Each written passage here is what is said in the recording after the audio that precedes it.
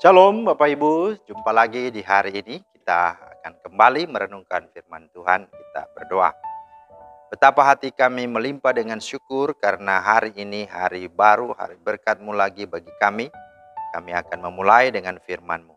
Mari ya Roh Kudus, tolong kami supaya kami memahami dan kami mampu menjadi pelaku firman-Mu. Dalam nama Tuhan Yesus. Amin. Bapak Ibu, firman Tuhan kita terambil dari Pengkhotbah 9 ayat 12. Karena manusia tidak mengetahui waktunya seperti ikan yang tertangkap dalam jala yang mencelakakan dan seperti burung yang tertangkap dalam jerat. Begitulah anak-anak manusia terjerat pada waktu yang malang kalau hal itu menimpa mereka secara tiba-tiba. Itulah firman Tuhan yang menjadi dasar renungan kita pada hari ini. Tema kita adalah tak tahu apa yang terjadi esok.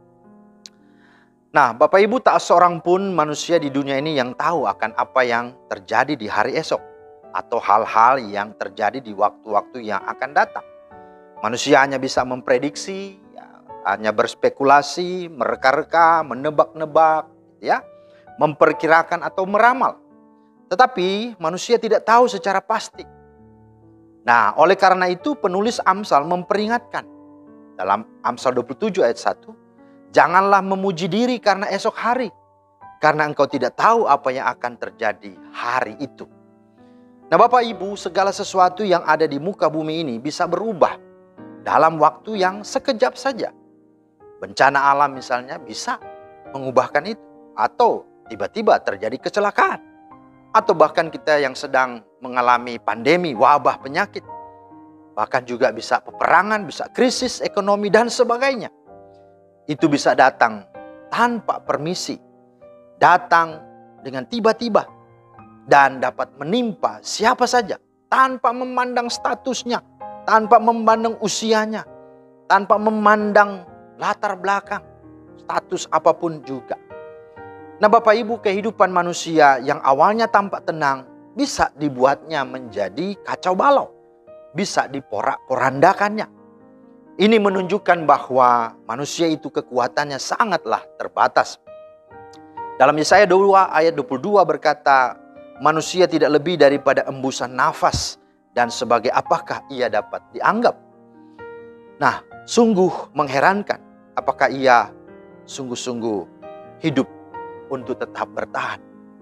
Karena itu, kita harus sungguh-sungguh kaget dan mengherankan bila ada orang yang percaya kepada hal-hal yang sungguhnya tidak pantas, tidak layak untuk dipercayai.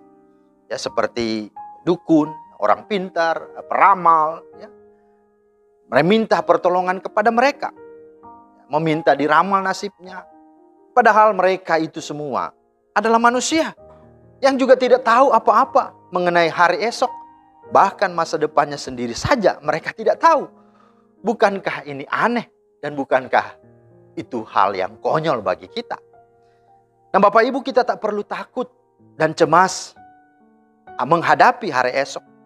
Ataupun kejadian-kejadian yang sewaktu-waktu bisa terjadi secara tiba-tiba. Mengapa? Sebab kita punya Tuhan.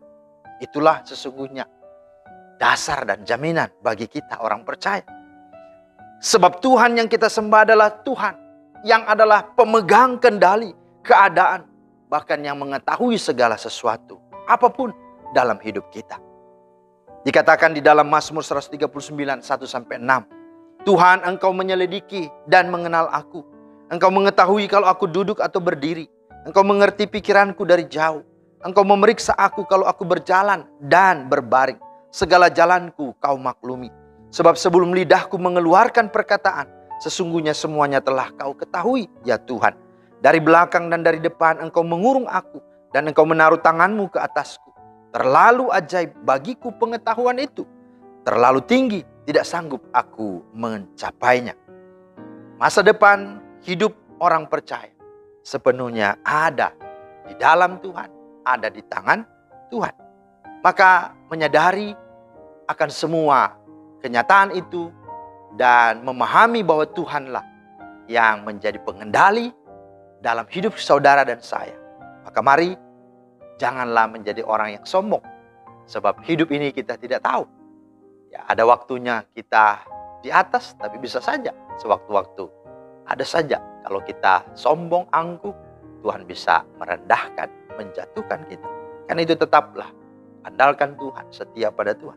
Yang kedua, isilah kesempatan apapun waktumu, hari-harimu dengan hal-hal yang bermanfaat, hal-hal yang berguna, bermakna, dengan memberkati, mengasihi, menghargai semua orang.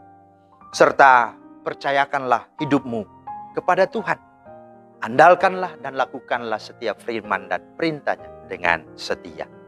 Mari kita harus sadari kita tidak tahu apa yang terjadi esok.